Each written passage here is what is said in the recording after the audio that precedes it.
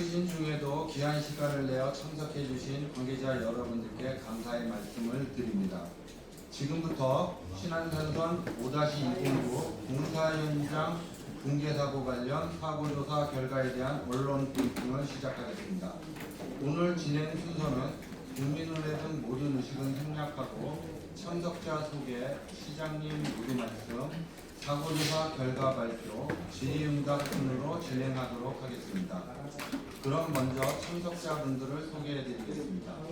박승원 광명시장님 참석하셨습니다. 강상호 광명시 지하사고조사위원회 위원장님 참석하셨습니다.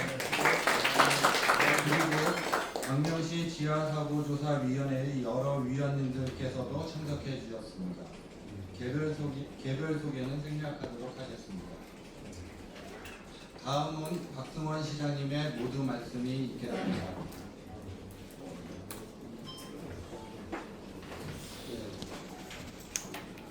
네, 안녕하세요. 반갑습니다. 광명시장 박수원입니다. 네, 반갑습니다. 바쁘신 중에도 귀한 시간 내셔서 함께 참석해 주신 언론 여러분 감사합니다. 특히 지하사고조사위원회 위원님 그리고 피해 지역 주민 여러분께도 감사드립니다. 먼저 이번 사고로 유명을 달리하신 고인의 명목을 빌고 유족과 피해 주민분들께도 다시 한번 깊은 의뢰의 말씀을 전해드립니다. 이번 광명시 사고조사위원회에서는 약 14개월 동안 사고 현장 확인, 관계자 청문, 관련 자료 검토 등을 통해서 사고의 원인 규명과 재발 방지 대책 마련을 해왔습니다. 정부에서는 광명시 사고조사위원회에서 제안하는 재발 방지 대책과 제도 개선 사항을 적극적으로 검토해서 관계 법령 및 규정에 반드시 반영해 주시기를 부탁드립니다. 또한 아낌없는 행정적, 재정적 지원도 해 주실 것이라고 믿습니다. 그리고 광명 지역에는 앞으로 지하철뿐만 아니라 공공주택 사업 등 지하 개발을 수반하는 대규모 개발 사업이 확대될 것입니다. 향후 이와 비슷한 사고가 재발하지 않도록 예방해야 하는데 이것은 지방 정부의 힘만으로는 매우 어려움이 많습니다. 국가와 지방 정부가 협력하는 안전관리 체계를 구축해서 집안 침하 사고를 예방하고 사고 발생 시 공동으로 대응하여야 합니다. 아직도 사고 지역 인근 주민들은 사고의 충격과 불안의 고통을 받고 있습니다. 재개될 공사의 안전성에 대해서 불안감을 가지고 있습니다. 포스코 ENC를 비롯한 신안산선 사업 관계자는 공사장 안전관리를 시민들에게 투명하게 공개하고 시민과 근로자의 생명과 안전을 최우선으로 안전시공에 심의를 기울여 주시기를 부탁드리겠습니다. 마지막으로 우리 광명시에서도 지방정부가 관할 지역에서 이루어지는 국가사업의 안전관리의 권한을 가질 수 있도록 법과 제도 개선을 위해 최선을 다해서 노력해 나갈 것입니다.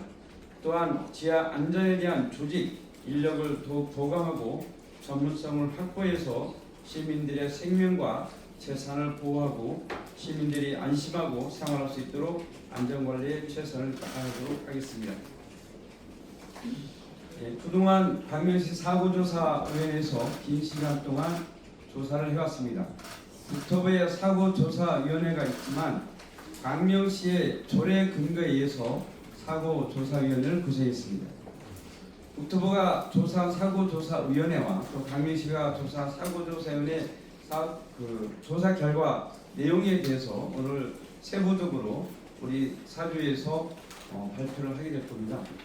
들어보시고 질문해 주시면 좋겠습니다. 저는 끝까지 자리하려고 했는데 다른 급한 일정이 있어서 이렇게 인사를 좀 드리도록 하고요.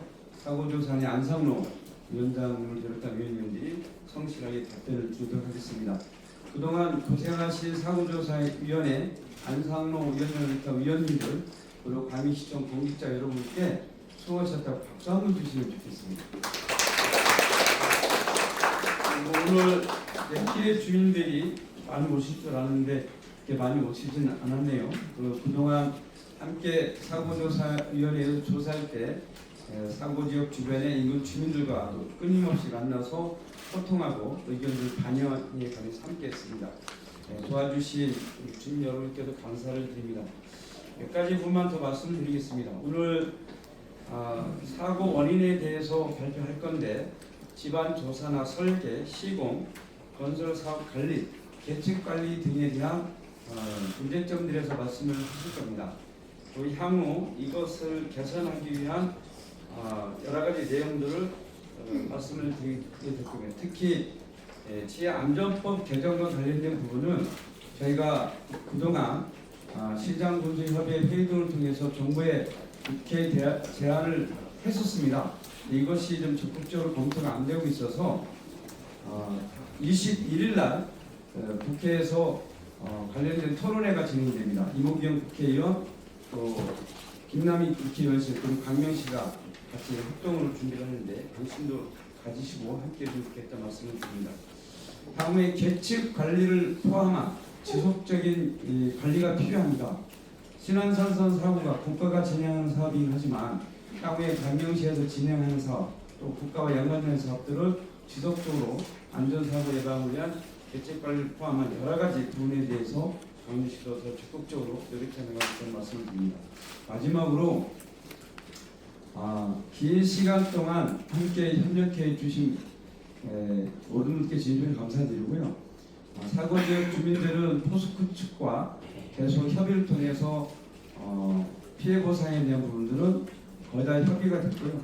한 곳만 지금 사인 단계만 남은 거의 협의가 다 마무리되고 있습니다. 그 과정에 어쨌든 주민들과 포스코 관계자들이 잘 협의할 수 있도록 김남희 의원실과 강민시가 적극적으로 노력했는데요. 관계된 모든 분께 감사를 드립니다.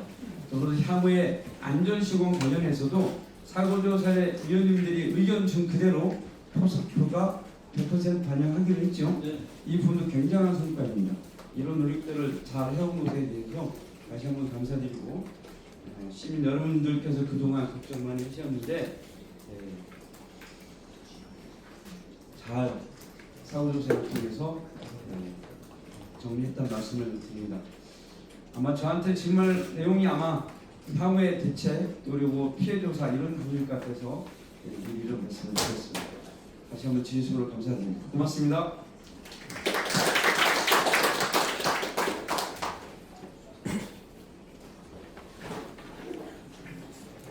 다음은 문광호 안전건설교통국장님과 안상로 강명시 지하사고조사위원회 위원장님께서 사고조사 결과에 대한 발표가 있으시겠습니다.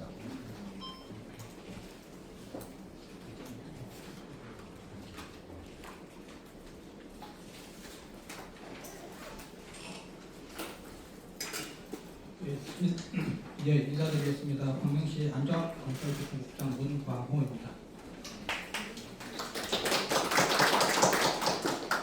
지난해 4월 11일 발생한 신안산선 5-209 공사 현장 붕괴 사고에 대한 사고조사 결과 브리핑을 시작하겠습니다. 먼저 이번 사고로 유명을 달리하신 부인의 명복을 빌며 유족과 부상자, 피해 주민분들께 깊은 위로의 말씀을 드립니다. 사고조사 결과 발표에 앞서 위원회 활동 경과에 대해서 말씀드리겠습니다. 광명시 지하사고조사위원회는 지난 5월 12일 민간 전문가 12명으로 구성하여 중립성, 공정성, 통념성 원칙을 가지고 약 10세월간 집안 침하 사고의 원인을 규명하고 재발방지 대책을 마련하기 위해 활동하였고 지난 6월 30일 공식적인 조사 활동을 마무리하였습니다.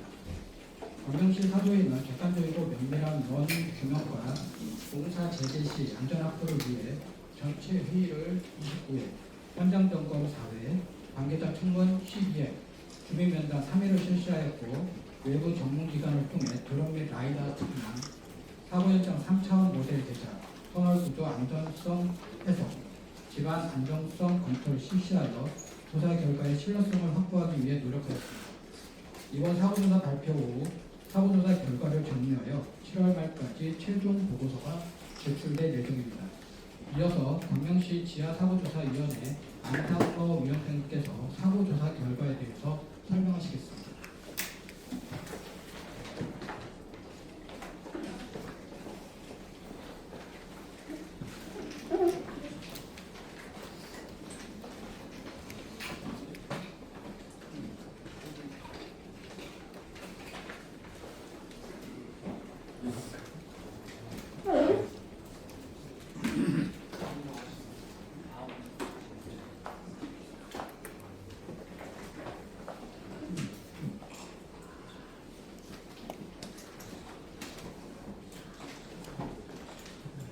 안녕하십니까. 서울입니다.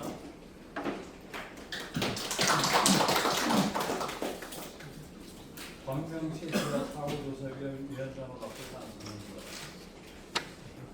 바쁘신 가운데 방송에 참석해 주신 관계자 여러분과 어른 여러분들 감사드립니다. 마이크가 안 되는 것 같아요. 됐습니까? 예.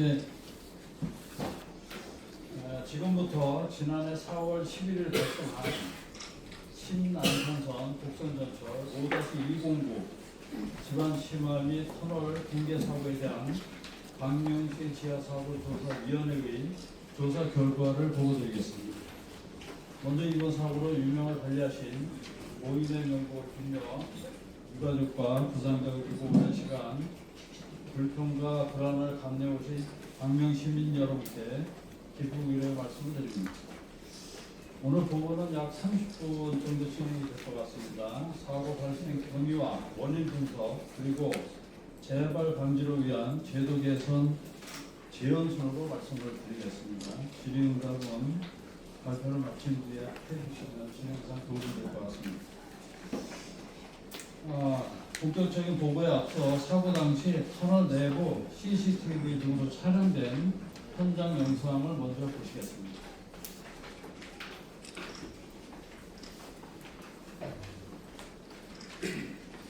이거는 화면에 보이는 구조물의 초화체 터널의 중앙 기둥입니다. 현재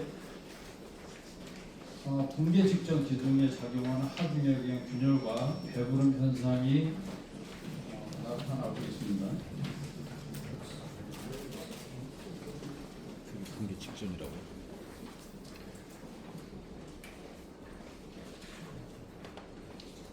이거는 CCTV가 지금 움직이는 상황이었고요.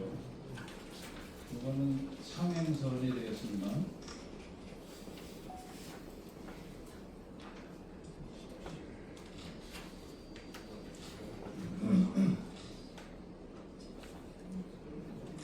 참고로 저 끝에는 막장면이 약간 보이죠. 다 불친하지는 않은 상태고요.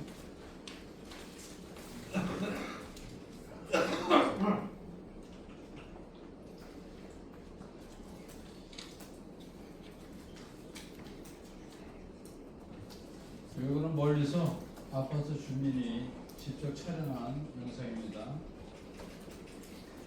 공개되면서 상당한 비산이 있었고 우려를 초래하는 그런 말씀이 계셨습니다.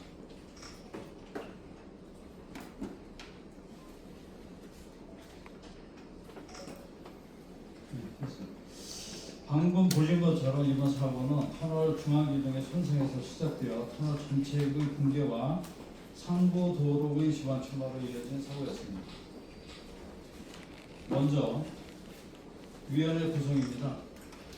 광명시 지하사고조사위원회는 25년 5월 20일 구성되어 26년 6월 30일까지 약 14개월 활동했습니다. 저를 포함하여 토질, 시공, 지질, 구조, 건축, 안전, 수치해석, 법률 등 분야별 전문가 총 12명이 구성이 됐습니다. 광명시 사고조사위원회는 민관 합동조사를 통하여 객관성과 분야별 심층 분석에 기한 전문성을 확보했고 발주, 설계, 시공, 감리 관계자 청문과 피해 주민 면담을 통한 투명성을 확보하는 원칙을 가지고 활동을 했습니다. 광명시 지하사고조사위원회는 지하 안전관리에 관한 특별법 제46조 사항과 동법 시행령 46조에 근거하여 사고 현장 정보의 자료 수집, 사고 발생 경위와 원인의 근원 분석, 그리고 유사 사고 예방을 위한 제도적, 기술적 대책 제시를 목적으로 활동하려 했습니다. 이를 위하여 사고 현장 3차 모델 시각화와 투하지 터널 안정해서 붕괴 현장 집안 침하 안정해서 충격 타중에 따른 주변 시설물 영향 감토 등 크게 4가지를 중점적으로 검토하였습니다.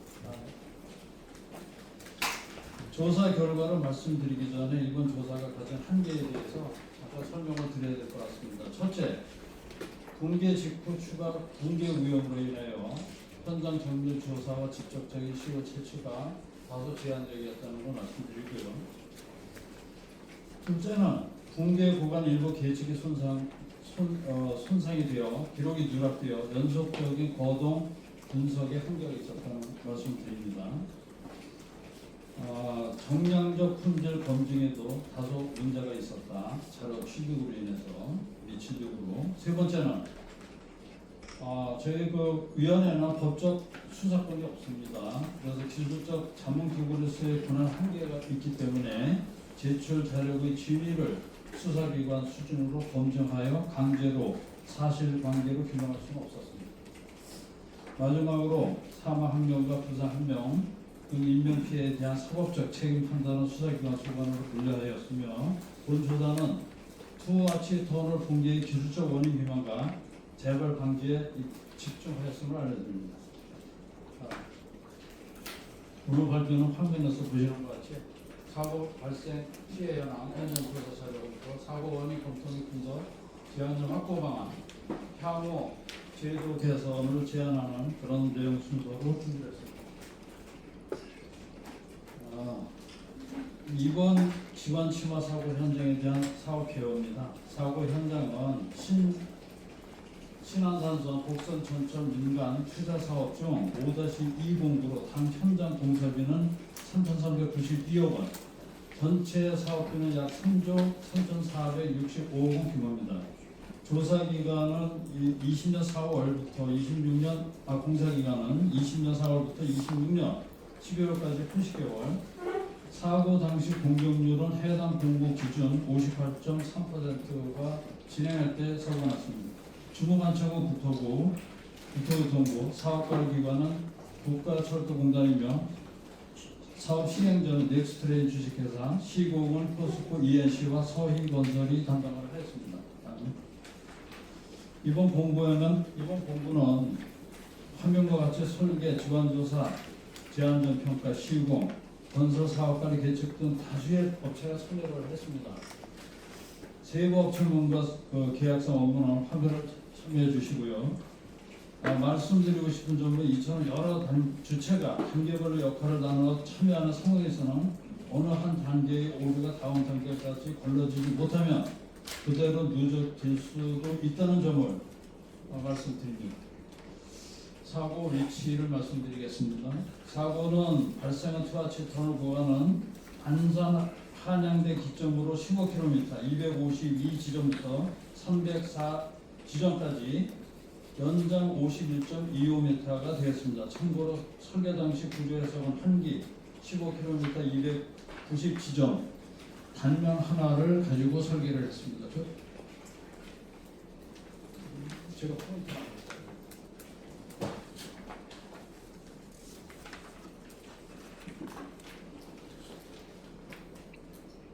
지나갔어요? 앞에? 단면, 2단면을 가지고 설계를 하고 시공을 한 겁니다.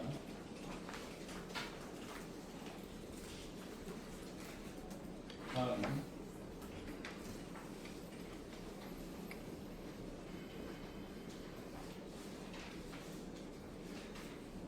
사고는 25년 4월 11일 금요일 오후 3시 13분 한기고 5번 인근 투하체 터널 구간에서 발생했습니다. 투하체 터널 시공 중 중앙기 중에서 손상이 발생한 뒤 기둥 전체가 파손되었고 터널 붕괴로 상부 도로인 오리로가 심화되어 전면 통제되었으며 한기고 가시설 붕괴와 인근 상가 시설물 파괴가 함께 발생한 상황입니다. 인명피해는 장비기사 한 분이 골이 뛰었다가 다음날 구조되었고요. 시공사 관리자 한 분은 실종 후 4일 뒤인 6월 16일 사망하신 상태로 수습이 됐습니다. 다시 한번 국민 명복을 빕니다.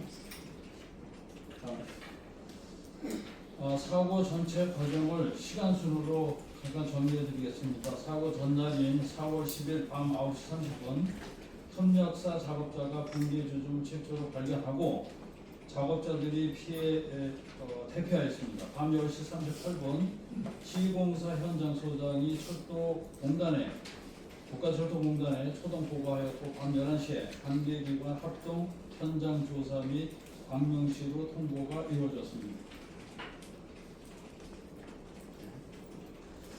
4월 11일 0시 30분 광명 양지 사거리에서 안양, 호령 3거리에 이르는 인근 도로가 전면 통제되었고 아침 6시에 1차 보강 방안 대책회의가 열렸습니다. 그러나 보강이 착수되기 전인 오후 3시 13분 토아치 터널이 폭락하여 상보, 오리로고 지방치마가 발생한 것입니다. 다음.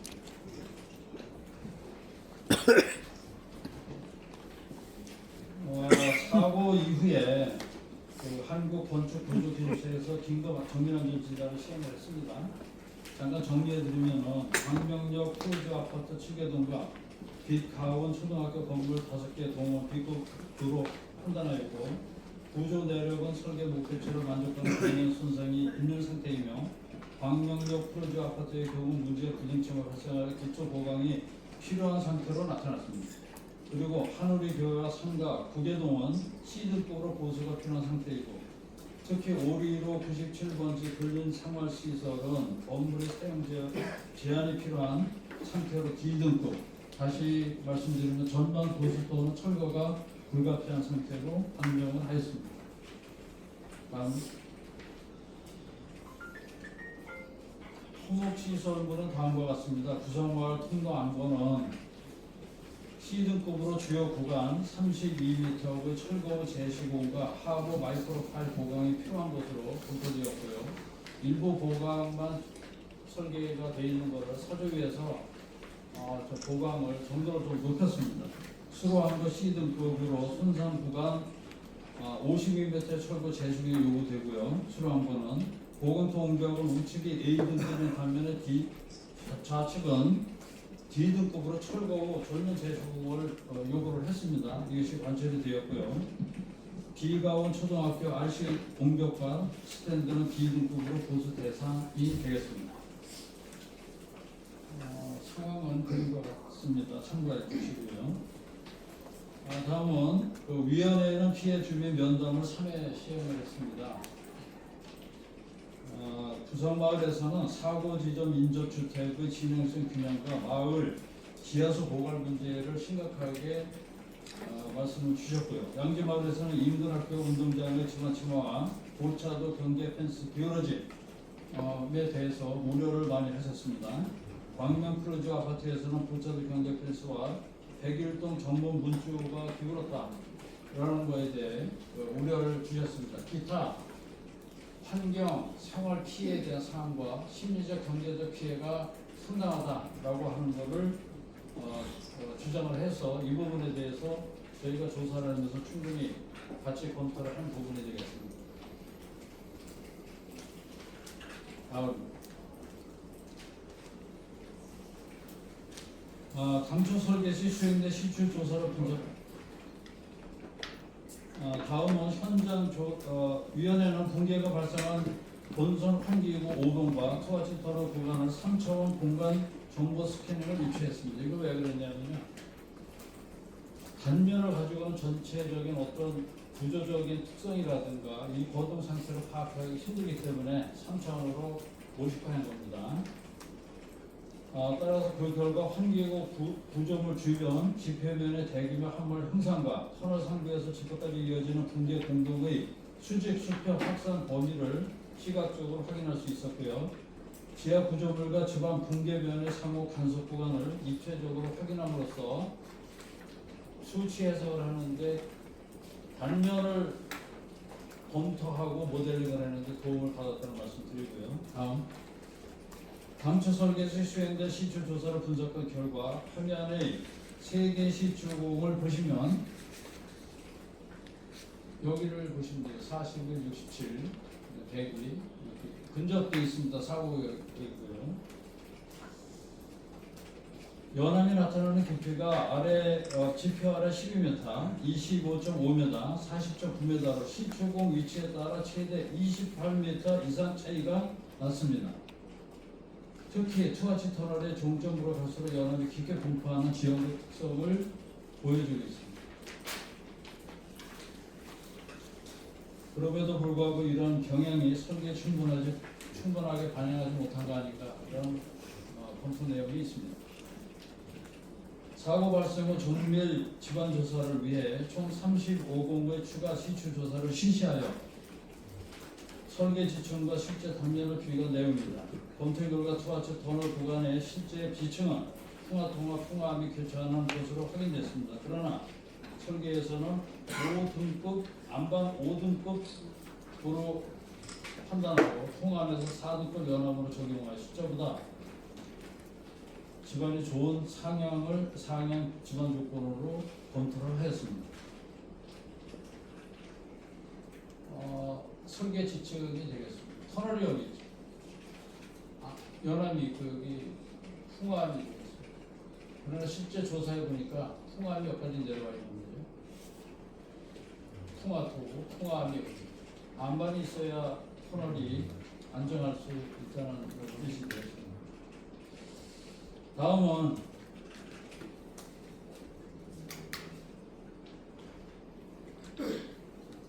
추가 지반 조사에서 3개의 불연 성능도 확인됐습니다. 이중 불연 연속면 2번과 3번은 터널 앞전과 교차하는 것으로 나타났습니다. 불연 정면은 안반 내 역학적 양면으로서 약한 부분으로서 터널 불착 시 응력 전달과 공개 거동에 집착적인 영향을 미치는 요소입니다. 이러한 불연성면의 존재가 설계 단계에서는 파악되지 못하였고 시공 단계에서도 페이스 매핑을 통해서 인지를 못했다는 것입니다. 다음은 이번 시공에서 매우 중요한 부분이 23년도 10월 단면 설계 변경 설계 내용이 되겠습니다. 감초에 이렇게 되어 있었는데 이렇게 설계를 변경합니다. 내용을 말씀드리면 당초 투하치 터널에서 중앙 터널의 폭이 좁아 공사 중 장비 운영이 어렵다는 사유로 장비 교양과 작업 공간 확보를 위해 중앙 터널 폭을 당초 8m에서 11.73m로 확대하는 설계 변경이 이루어졌습니다. 이에 따라 여유 폭은 1.9m에서 3.9m, 약 한 2배 정도 되죠. 여유 폭입니다. 이게 약 한 2배 정도 되고 불착 단면은 54제곱미터에서 74제곱미터로 약 37% 증가했습니다. 단면이. 문제는 화면에 표시된 것처럼 불착폭이 약 2배 넓어져서 이완 하중도 2배로 증가되었음에도 터널 중앙부 기둥은 추가 보강 없이 당초 설계와 동일하게 시공을 한 겁니다. 다음, 확폭의 영향을 수치적으로 비교한 결과입니다. 원 설계에서는 중앙 터널 불착 시 터널복 천단 치마량이 35mm 정도 나왔고요. 터널 불착폭이 약 2배 증가한 변경 설계에서는 57mm로 63% 증가했고 최종 불착 단면의 터널 천단 치마량도 62mm에서 91mm로 46% 증가하는 것으로 분석됐습니다. 중앙 터널 확폭이 터널 안정성에 미친 영향이 결코 작지 않다. 이런 것을 보여주는 내용이 되겠습니다. 다음.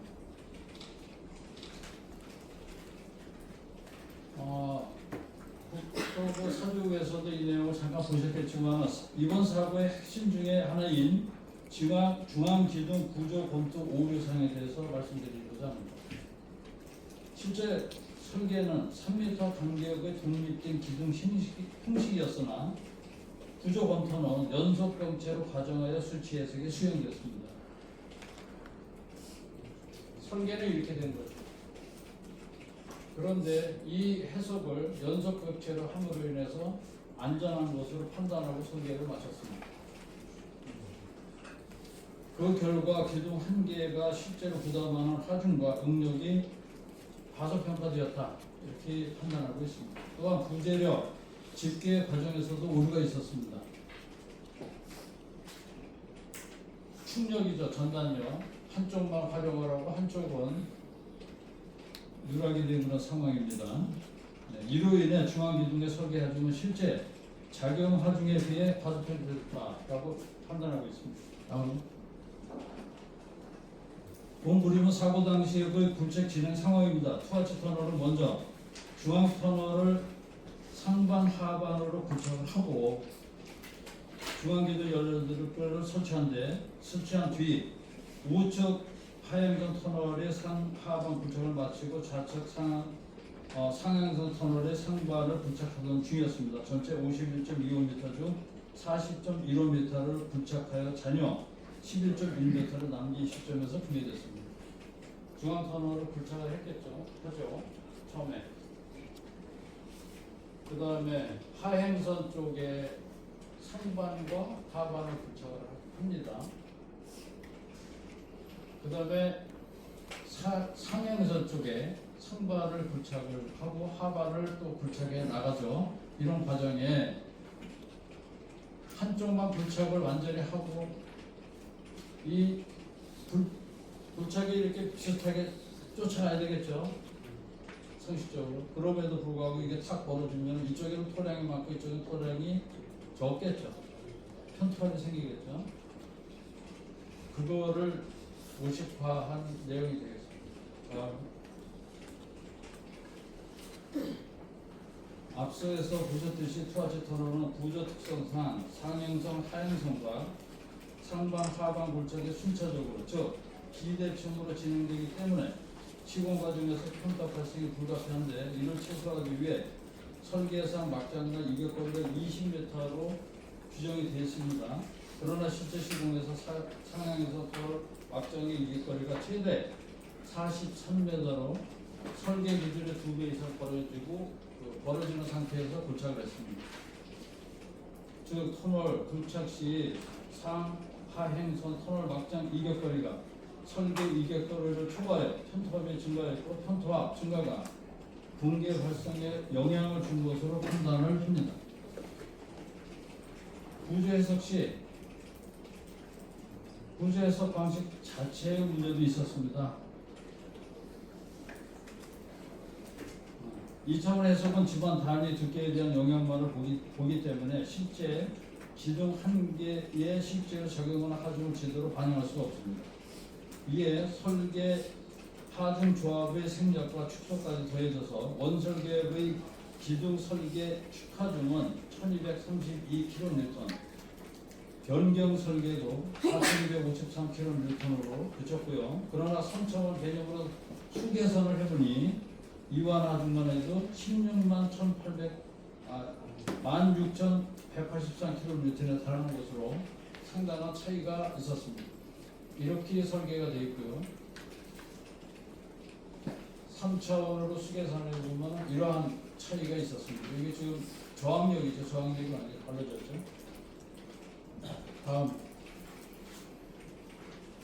실제 붕괴 시나리오를 모사하여 3차원 집안 치마 수치 해석을 수행한 결과입니다. 붕괴 직전 실제 해석 결과 투하치 터널 천단 변이는 최대 127mm로 허용 기준 30에서 50mm를 크게 초과하는 것으로 나타났습니다. 수평 변이도 좌측 최대 49mm, 우측은 96mm, 터널 주변 지상부에는 최대 20.73mm의 지표 변화가 예상이 된 그런 상황입니다. 다음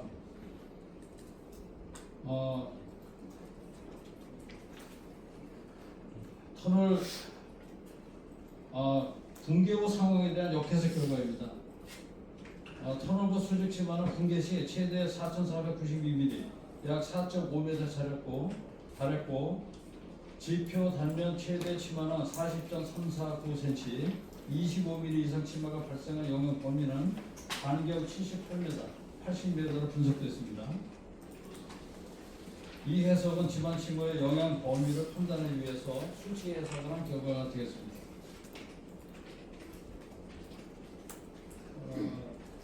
위로 다시 잠깐.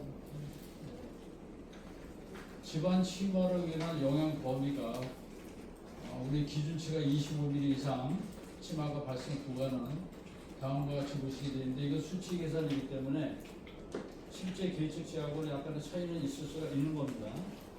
10년 이상. 다만 이 폭은 78.83m, 정말 80.53m 이렇게 영향 범위에 속해 있다, 이렇게 판단을 했습니다.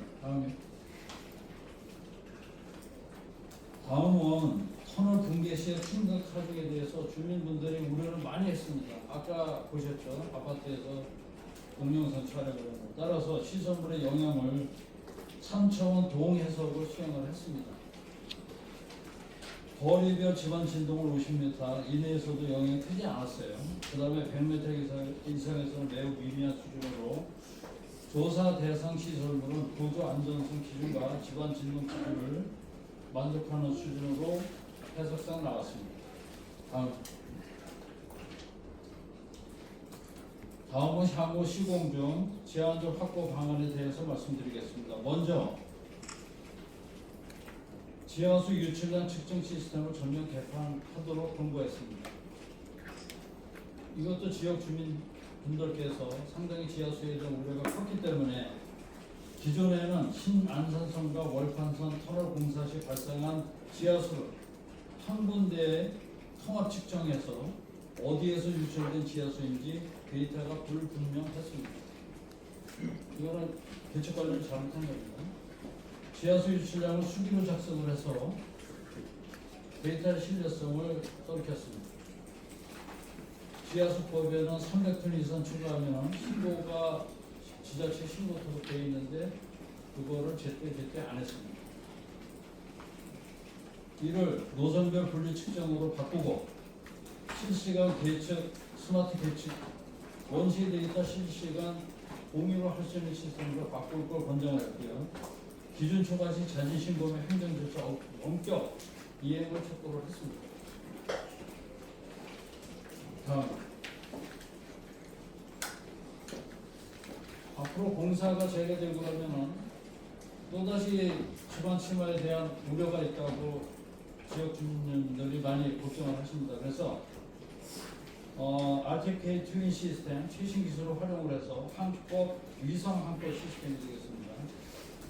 도입을 해서 집안의 침하 정도를 추적 관리할 수 있도록 했고요. 이 데이터를 잘 인지할 수 있도록 데이터 트윈 시스템으로 관리토록 시스템을 구축을 했습니다. 완료는 지금 안 한 상태고요. 준공이 되면 시민 여러분들도 필요하시면 광명시에 요청을 하면 그 내용을 확인할 수 있는 정도로 시스템 구축을 하는 상태입니다. 다음, 이거는 실제 설치 현장인데요. 넘어가겠습니다. 다음,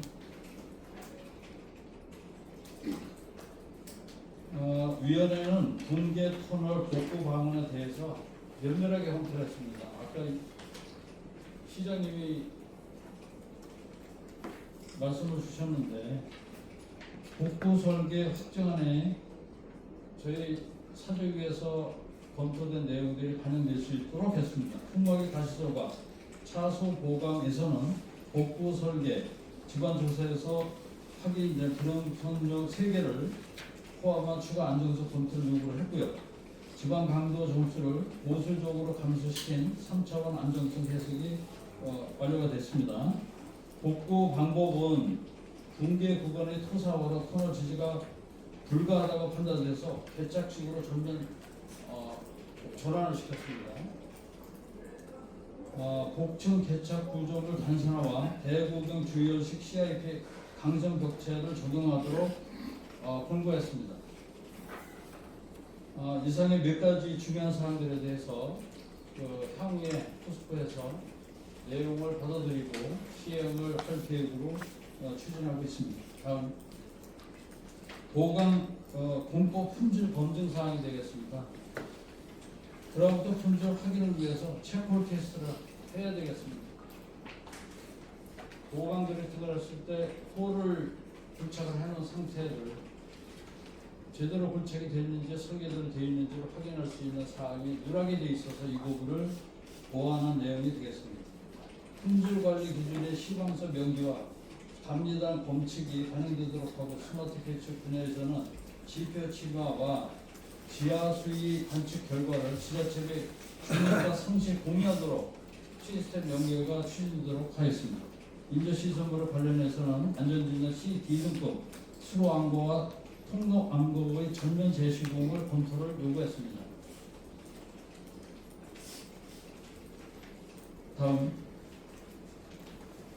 다음은 향후 제도 개선 지원 사항이 되겠습니다. 첫째, 지관조사, 막장면 관찰조사 관련해서 도심지 근접 구간에서는 시추조사 간격을 현행 100m에서 50m로 축소해서 제도화를 시켰으면 좋겠다. 막장면 관찰조사 수행자의 자격을 지관 지실 분야 중급 기술자 상영해달라. 관찰 결과에 대한 고급 기술자 이상 감리자의 확인 절차를 의무화할 것을 제안을 했습니다. 이거는 보고서가 관계부처에 전달이 될 거고요. 필요한 사항은 국회 토론을 통해서 규정이 개정될 수 있도록 계속 팔로우할 예정입니다. 두 번째, 강반다단과 같은 공법은 보조 공법으로 생각해달라. 불량한 집안에서는 반드시 주 지고대로 설계에 반영토록 제안을 하겠습니다. 이 전문적인 그런 내용이 상당히 들어가 있기 때문에 이거는 나중에 보고서로 보시는 게 도움이 되시 않을까 이런 생각이 들고요. 필요하다 그러면 다시 보완 설명이 될 수 있는 기회가 있을 수도 있습니다. 어쨌든 세 번째는 투하식 터널 구조의 설치에는 편도학과 응력 집중을 반영할 수 있는 3차원 해석을 필수화하라. 집안 이완 하중은 전토피 하중 또는 테레자기 이완 하중을 적응을 해서 안전축을 설계해라. 이런 사항이 저희가 요구사항이 되겠습니다. 현장 계측관리 개선 사항입니다. 현장의 계측관리는 시공사가 계측 데이터를 독점을 하고 있습니다. 따라서 지자체 연동 실시간 모니터링 방식으로 개선할 필요가 있다. 오픈해라 이런 얘기입니다. 그리고 가장 중요한 문제로 터널 부착이 어느 정도 진행된 상태에서 계측기가 설치되기 때문에 초기 전이는 측정이 불가한 현실이 있습니다. 이 부분을 계측 기준을 개정을 해서라도 제대로 관리가 될 수 있도록 해달라. 여기서부터 계측을 하면 좋겠죠. 공사 중이기 때문에 어려움이 있다 하더라도 최대한 반영할 수 있는 계측이 돼야 되는데 한참 지난 다음에 하게 되면 이미 다 변형이 되고 이완하중이 발생된 상태에서 계측이기 때문에 실측치가 아닐 수 있다라고 하는 걸 말씀드리는 겁니다. 다음에 행정제도 측면에서 시공사 주도의 설계 변경이 시공 편의 위주로 하는 것을 막기 위해 발주자가 지정하는 제3의 전문기관이 설계 변경 사항을 교차 검토하도록 하고 투하지 터널 중앙부, 굴착 단면 증가와 같은 주요 변경 시에는 제안전 평가, 재평가를 의무화해야 합니다. 지하수 유출 관리 역시 실시간으로 자동 계측을 측정을 하고 관리 기준치 이상 시 자동 신고 시스템을 구축하고 이를 위반 시 지자체의 감독관을 확대로 제재를 할 수 있도록 조치할 필요가 있다. 그런 걸 제안했습니다.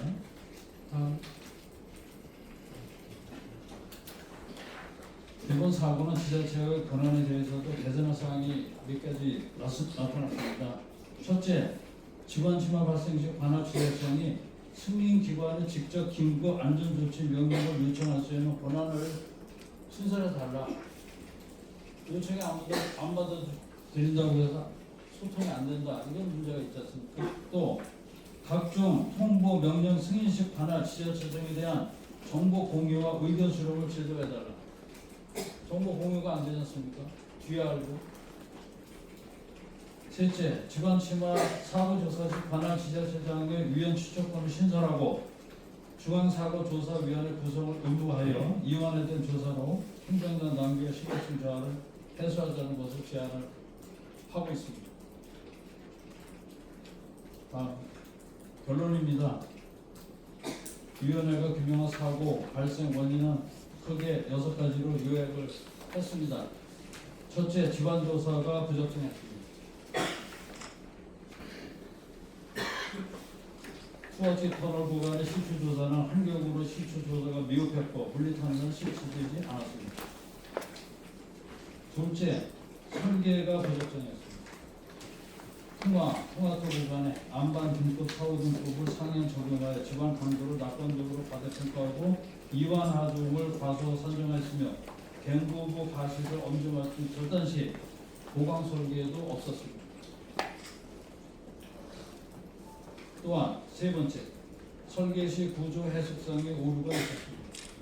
앞서 말씀드렸듯이 3m 간격의 독립기둥으로 설계된 중앙기둥을 구조 검토에서는 연속성체로 가정하여 수치 해석을 수행하여 설계했습니다. 네 번째, 시공 과정에서 잘못된 사항입니다. 하행선 터널 막장 이격거리를 설계 기준의 2배 이상으로 시공하여 편투압을 증가시켰고 중앙 기둥 부위에 보호용 부직포를 설치해서 균열 발생을 조기에 인지하지 못했으며 갱부문 출입구에 보강 없이 갱부부 가시설을 절단하여 터널 시점부에서 지지력이 충분히 발휘하지 못하는 설계를 했습니다. 다섯째, 건설 사업 관리 부적정입니다. 설계 단계에서는 구조 해석 오류를 확인하지 못했고 시공 단계에서는 설계 집안 조건과 현격한 차이가 발생했음에도 현장 대응 조치가 미흡했고 막장면 관찰 조사 확인도 미흡했습니다.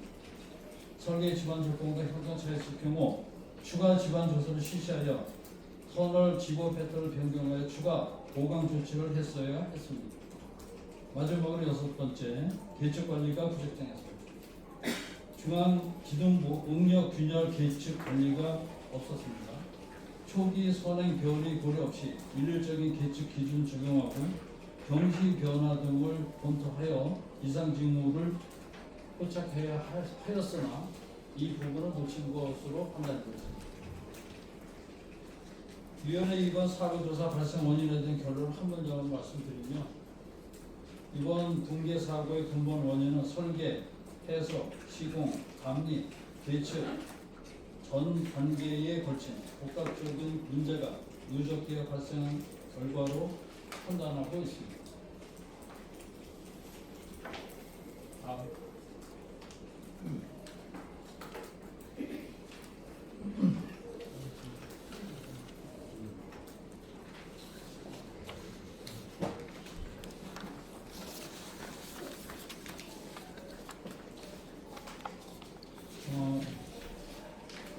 개선 사항을 이참에 필요한 부분을 개선 사항을 좀 제안하고자 합니다. 첫째, 설계 해석 기준 강화, 도심지 근접 구간의 시추설 간격을 50m 이내로 축소하여 소화체 터널의 기둥과 필라브는 선점 해석을 반드시 실시할 수 있도록 제도화해야 됩니다. 두 번째, 공사 중 안전관리 개선 사항으로 막장과 관찰자 자격을 전공자에서 과거 전공자에서 중급 기술자로 상향해야 합니다. 셋째, 현장 계측관리 개선 사항으로 현행 일률적인 계측관리 기준을 집안 특성과 구조 형식에 따라 세분하여 별도의 계측관리 기준을 재설정해야겠습니다. 넷째, 지하안전관리 강화도 수화수 터널에서 중앙터널과 확보과 같은 주요 설계 변경 발생 시 지하안전 평가 재검토가 반드시 필요합니다. 그 부분을 보완해야겠습니다. 다섯째, 행정제도 개선 사항으로 상호 지하안전조사 업체의 설계 변경 내용의 통보와 지하안전 평가 결과 반영을 제도화할 필요가 있습니다. 마지막으로 6번째, 지하안전법 개정 사항으로 통보 명령 승인 시 지자체장에 대한 정보 공유와 의견 수렴 제도 그리고 집안 침하 사고 조사 시 지자체장의 위원 추천권 신설이 필요합니다.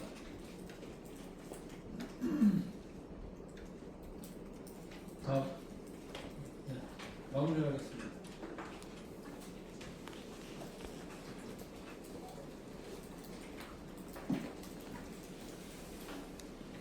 이번 사고는 지역 건설 안전관리 체계의 취약한 고리들이 한꺼번에 드러난 사고였다고 생각을 합니다. 위원회는 지난 1년 동안 오직 기술적 사실에 근거하여 원인을 규명하고자 노력했습니다. 그 결과 오늘 여러분께 서서히 보고드릴 수 있었습니다. 이번 조사 결과 다시는 같은 사고가 반복되지 않도록 하는 실질적인 변화의 출발점이 되기를 기대합니다. 감사합니다.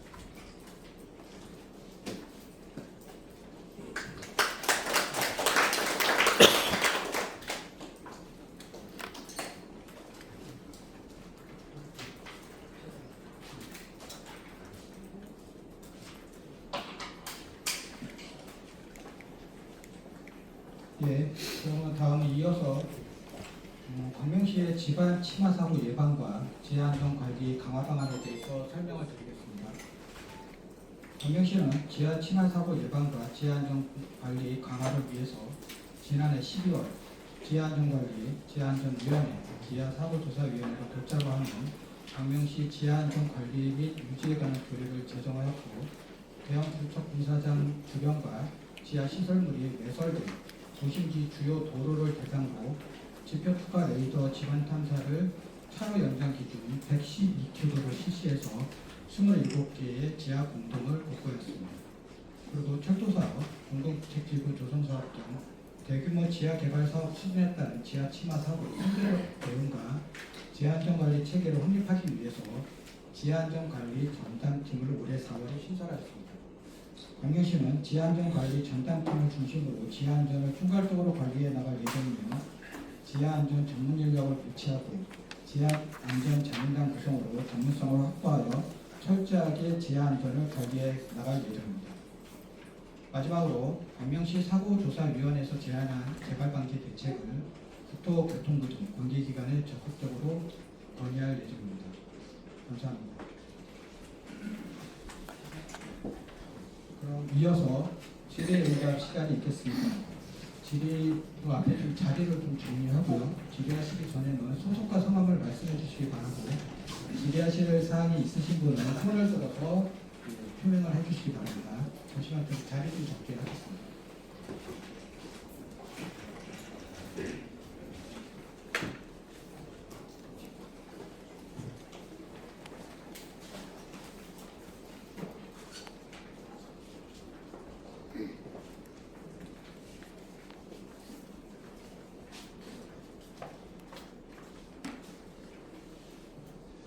호명에 대한 지명은 사회자님께서 좀 도와주시겠습니까? 네, 저기 모자 쓰신 분부터 먼저 하겠습니다. 그리고 그 다음에 해드릴게요. 네, 결과 잘 들었습니다. 오늘 전문 내용이 많아서 기자로서 다 이해는 못합니다만, 제가 한 가지 죄송한데 소속과 성함을 먼저. 신한뉴스 국태호 기자입니다. 이번 사고 원인 중에 하나가 지금 편토합에 관한 얘기가 나왔습니다.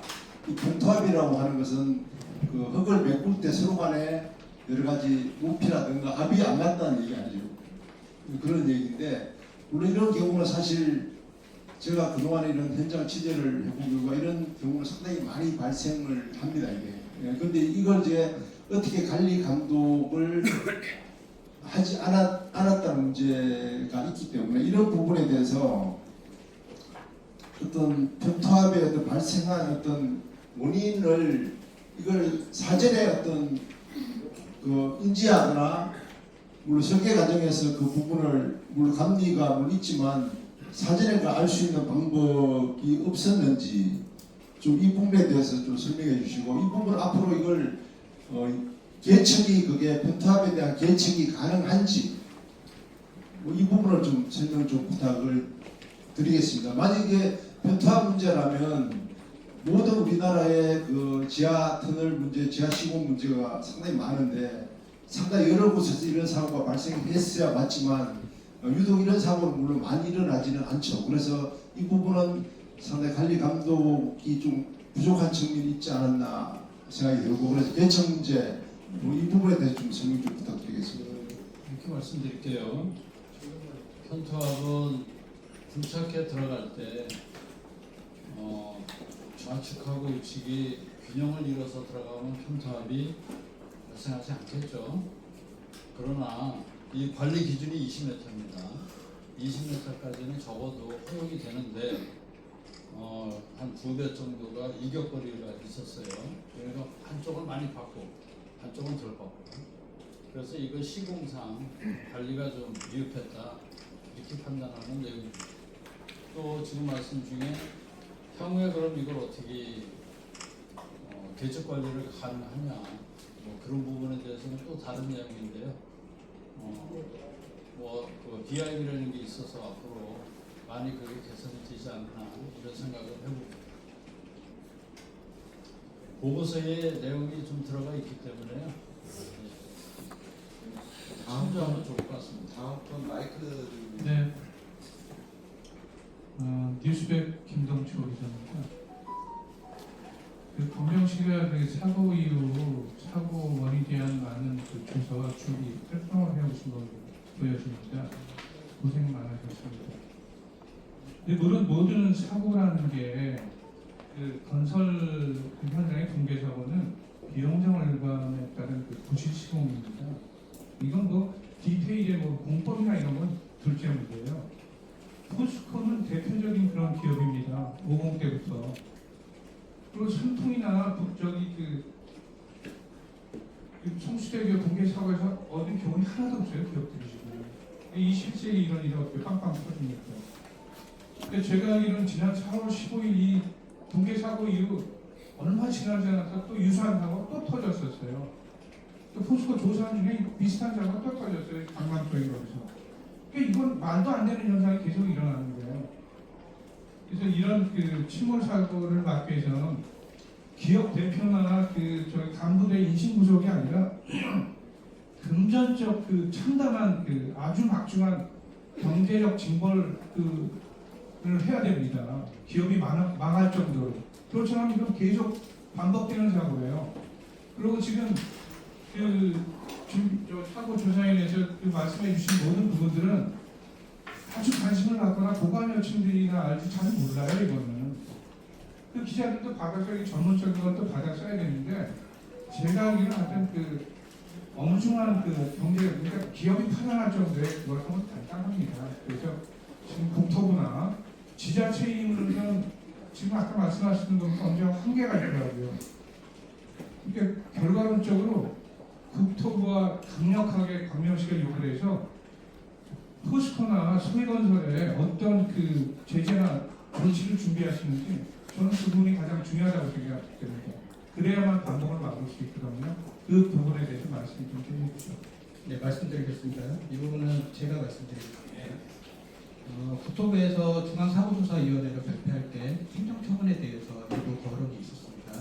행정처분에 대한 검토사항은 국토부 소관이기 때문에 그건 국토에 불서 내부적으로 지금 검토하고 있는 것으로 알고 있습니다. 또 하나 지자체가 할 수 있는 사항에서 포스코 ENC 넥스트레일이 규정을 위반한 사항들이 몇 개 있었습니다. 그 중에 하나가 지하전 감사원에서도 지적이 됐던 사항인데 안전관리 실태에 대해서 안전관리 계획을 미제출한 사항이 있었습니다. 그래서 넥스트레일에다가 저희가 1,200만 원의 과태료를 부과했고요. 지하수 유출에 대해서 미신고가 있었습니다. 그래서 그것도 관련 규정에 의해서 관련 부서에서 과태료를 부과해서 진술했습니다. 일단은 지방자치단체가 할 수 있는 규정은 매우 제한적입니다. 그래서 저희가 중앙의 사고조사위원회 할 때 지방자치단체에서 추천위원이라든가 지방의 역할을 강화할 수 있도록 계속 제도 개선을 권유하고 있는 사항이 되겠습니다. 하여튼 굉장히 유감입니다. 벌금 1,200만 원 이런 얘기는 여기서 말하는 자체가 법원이 아니고요. 과태료고요. 과태료. 예, 그렇습니다. 기업이 망할 정도로 예, 다음 분맨 앞쪽에 있는 분하고 해드리겠습니다. 일가수 이상현 기자입니다. 기중설계 하중 보완의 필요성과 기반 조사 등의 부실 조사가 사고 주 원인으로 드는 것으로 보이는데요. 이에 대한 개선책을 현장에 제공하기 위해 재원의 조사는 전적으로 시공사가 보장하는 것인지 궁금하고요. 공기는 얼마만큼 늘어난 것인지 말씀 부탁드립니다. 다시 한번 얼마? 공기는 얼마만큼 늘어나는 공기 부분은 사실 이거는 국토부하고 국가철도공단 사항이죠. 현재 그 부분에 대해서는 보수라든가 여러 가지 방안을 검토하고 있기 때문에 저희 사조위에서 이거를 말씀하는 데는 좀 한계가 있을 것 같아요. 국토부와 국가철도공단에서 충분히 검토를 하고 있기 때문에 우리 사조위에서 그거를 단언적으로 말씀드리는 데는 한계가 있을 것 같습니다. 재원 조달은 시공사가 부담을 하는 겁니까? 어디서 하는 겁니까? 그 부분도 지금 수사가 지금 이루어지고 있죠. 저희 그 사조위에서 나온 보고서도 아마 참고를 하실 텐데 그런 부분은 그 수사기관의 어떤 영역이 반영이 돼서 결론이 나오는 부분이기 때문에 저희가 기술자들이 그런 걸 할 수 있는 건 아닌 것 같습니다. 죄송합니다. 네. 다음 분. 아니 지금 뒤에. 예, 광명 시민신문 신서훈 기자입니다.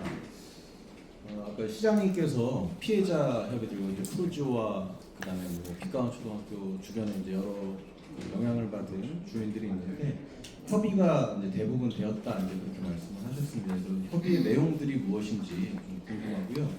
네, 두 번째 질문은 이번 사고로 인해서 인근에 있는 그 발전소가 삼천리 발전소가 좀 영향을 받은 것으로 제가 알고 있습니다. 그래서 또 상당히 위험했던 순간들도 있었던 걸로 아는데 고압가스가 그 붕괴로 인해서 그 관이 망가졌으면 더 큰 사고로 이어졌다 이제 이런 이야기가 있거든요. 그래서 국가기관 시설이라든지 지역에 굉장히 큰 영향을 주는 시설에 대한 어떤 지하공사했을 때 그런 것들을 좀 반영하는 뭐 내용들은 없는지 이번 사고조사에서는 없기 때문에 한번 여쭤봅니다. 예, 말씀드리겠습니다. 이 부분은 제가 말씀드리겠습니다.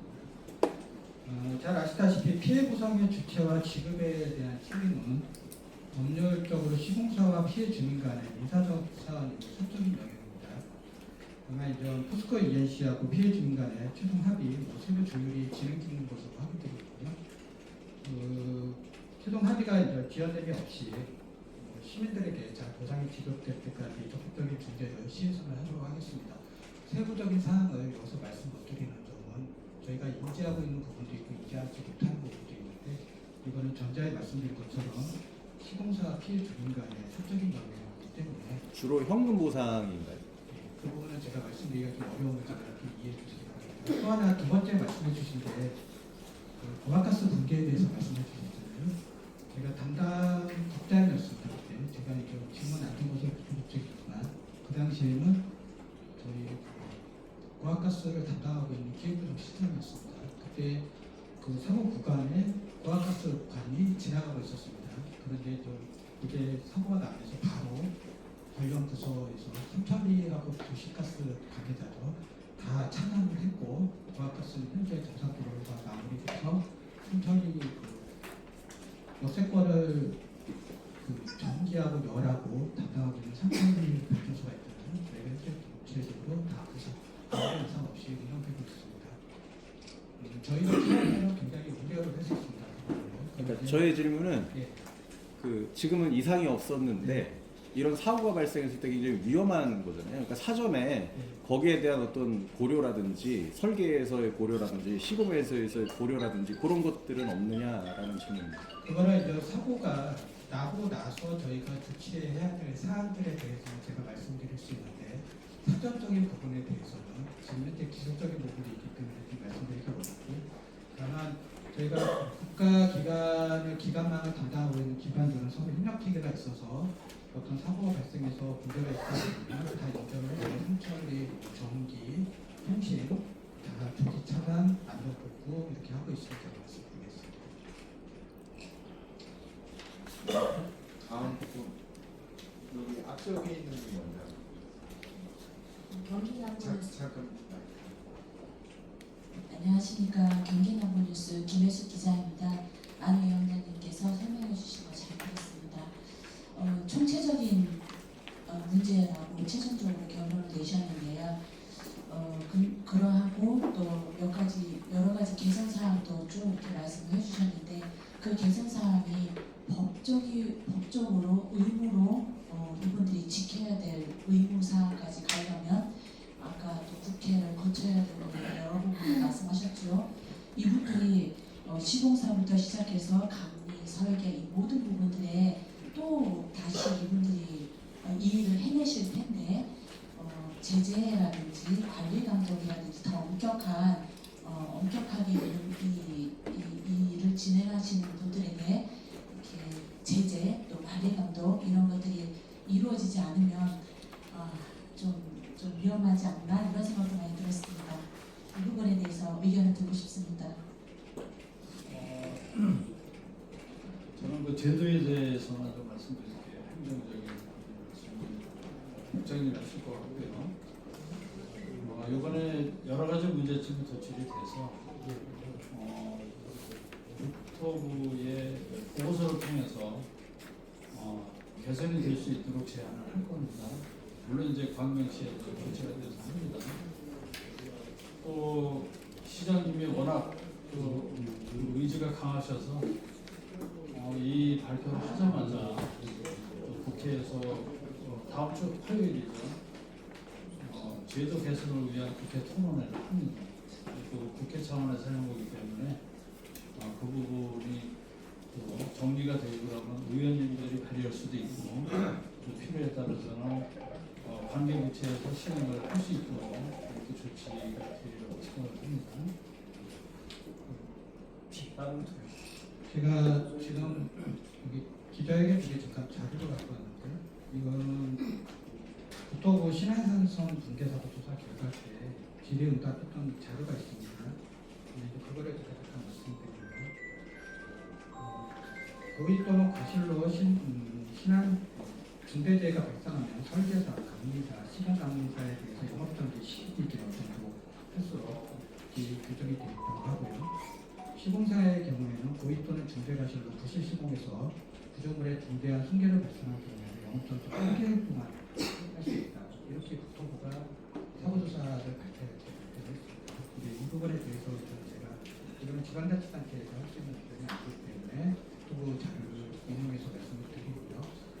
그래서 이 부분에 대해서 아까 전제를 말씀드렸지만 국토부에서 검토하고 있습니다.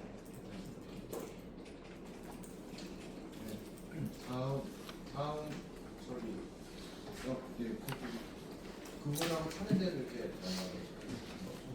감사합니다. 경기도 복지TV 본부장 이동구입니다. 앞에서 쭉 국장님이나 또 위원장님이 정말 수고를 하셔서 현재 여기까지 왔는데 실질적인 것은 지금서부터라고 생각합니다. 저는 광명시 일지동에 거주하는 주민이고요.